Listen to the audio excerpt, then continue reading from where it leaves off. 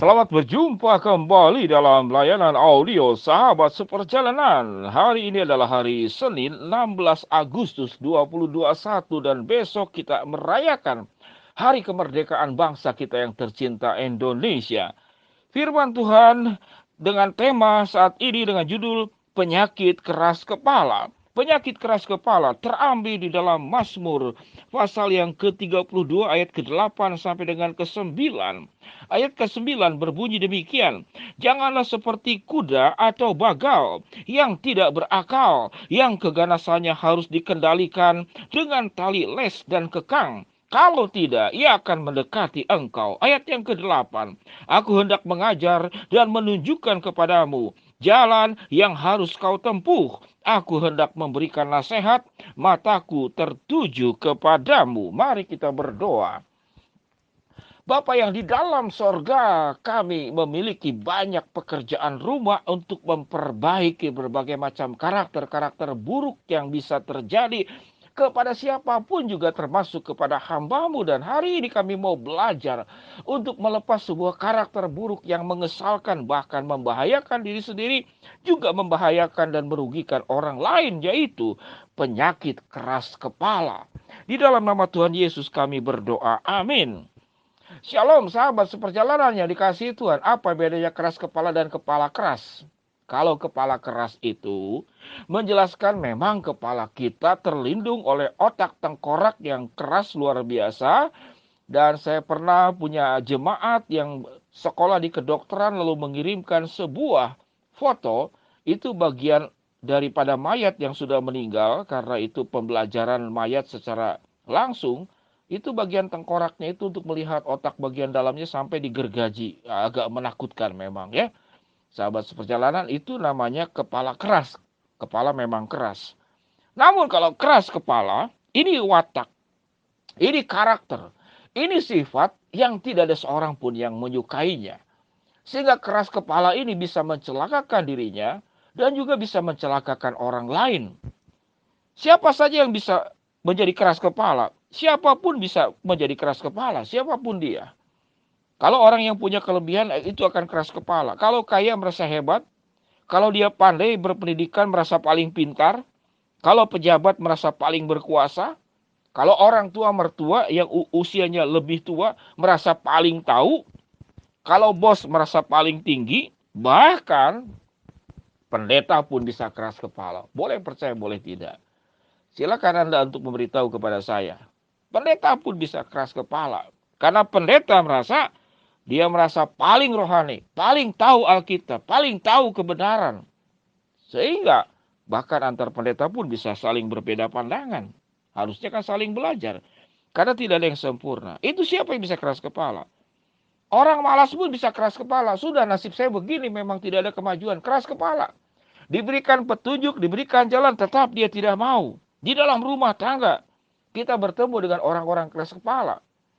Anak bisa keras kepala, belajar dari orang tuanya. Orang tua bisa keras kepala, belajar juga dari orang tuanya. Lalu orang tuanya kita, punya orang tua juga keras kepala. Rupanya yang diturunkan itu karakter-karakter buruk. Sehingga sahabat seperjalanan, kalau engkau ingin mewariskan yang baik, maka wariskanlah hal-hal yang baik. Jangan mewariskan harta yang buruk. Kenapa orang yang keras kepala itu tidak mau berubah? Kenapa tidak mau berubah? Karena dia berhenti belajar, merasa tahu semuanya, dan dia tidak mau berubah.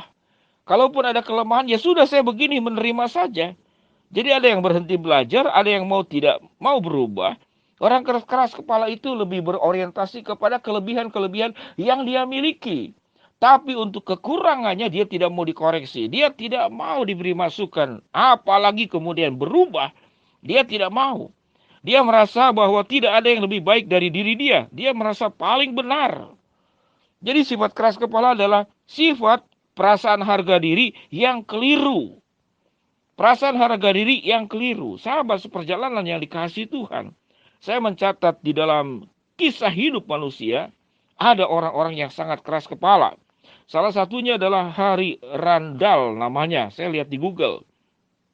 Dia tinggal di lereng gunung, itu Gunung Helens namanya. Dan gunung itu akan meletus Pihak sar sudah memberitahu harus evakuasi, harus pindah. Dia tidak mau, dia tetap tinggal di sana. Dia tetap tinggal di sana dan benar akhirnya dia meninggal kena larva panas. Ada namanya itu Hiro Onoda. Ini adalah pengalaman peperangan dunia kedua. Dia masuk ke hutan Filipina, tinggal di sana, sementara peperangan sudah usai. Sudah damai dunia dan dia tidak mau keluar dari hutan. Sekalipun sudah diberitahu, dia tetap tinggal di sana selama 29 tahun sampai meninggal. Itu keras kepala. Ada keras kepala yang lain itu apa? Ada namanya itu kembar siam bernama Eng Bun Her. Eng Bun Her ini kembar siam, lalu saudara kembarnya itu namanya kembar siam sampai besar, itu meninggal dan tidak mau dioperasi. Sehingga mayat daripada kembar siam yang sebelahnya itu dibawa kemana-mana. Dia tidak mau dioperasi. Itu juga adalah keras kepala. Ada lagi yang keras kepala namanya itu Tim and McCall. Tim dan McCall ini 2 orang. Dia punya rumah itu berbahaya karena sudah ada 11 mobil yang menabrak rumahnya dan tidak mau pindah. Pemerintah setempat sudah mengatakan pindah, akan diberi tunjangan, diberikan tanah baru, diusahakan rumah baru, dan dia tidak mau pindah. Sudah 11 mobil itu menabrak rumahnya, mungkin hanya gesekan saja. Lalu pada akhirnya mereka berdua meninggal karena tewas tertabrak mobil. Yang saya entah bagaimana peristiwanya, lihat-lihat di film. Tapi meninggal dua-duanya. Itu adalah contoh-contoh orang-orang yang keras kepala. Alkitab mengajarkan, orang yang keras kepala itu seperti kuda, seperti begal, seperti bagal, seperti keledai yang tidak berakal. Akalnya itu tidak dipakai, tidak bisa menerima masukan. Lalu Alkitab mengatakan orang keras kepala itu garang, tidak terkendali, seperti kuda liar, seperti keledai liar. Yang tidak bisa. Harus orang ini hanya bisa dipakai tali dan kekang untuk mengendalikan keliarannya. Sahabat seperjalanan, mari kita untuk mengoreksi diri kita masing-masing, termasuk saya sendiri.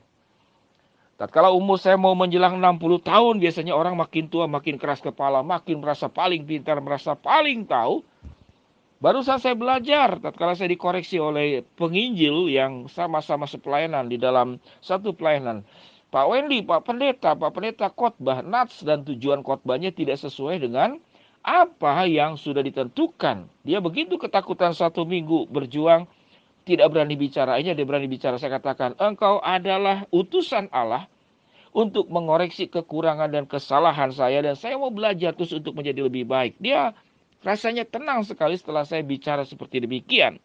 Sahabat seperjalanan yang dikasihi Tuhan, kalau kita punya sifat keras kepala, merasa paling benar, merasa paling tahu, merasa paling pandai, merasa paling kaya, merasa paling tinggi, merasa paling rohani, merasa lebih tua dari yang lain, maka hari ini bertobatlah.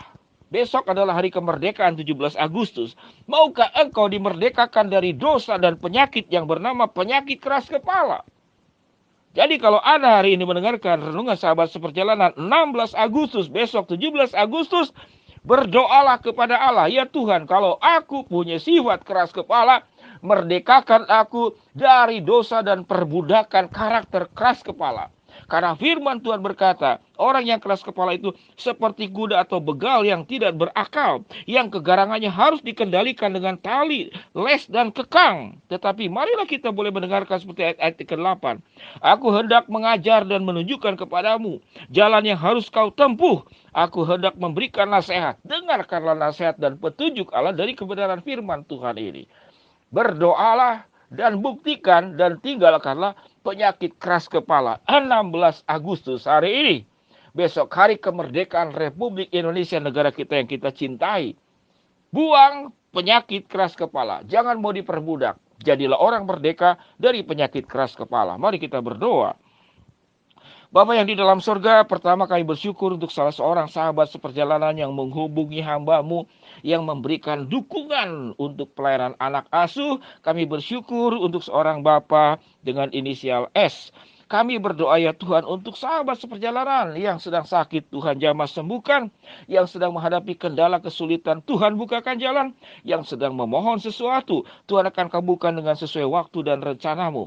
Yang paling terakhir dan yang paling utama, sebelum kami menyongsong hari kemerdekaan Indonesia besok, biarlah kami terbebas dari perbudakan keras kepala, penyakit keras kepala, dan kami menjadi orang-orang merdeka dari karakter-karakter yang buruk.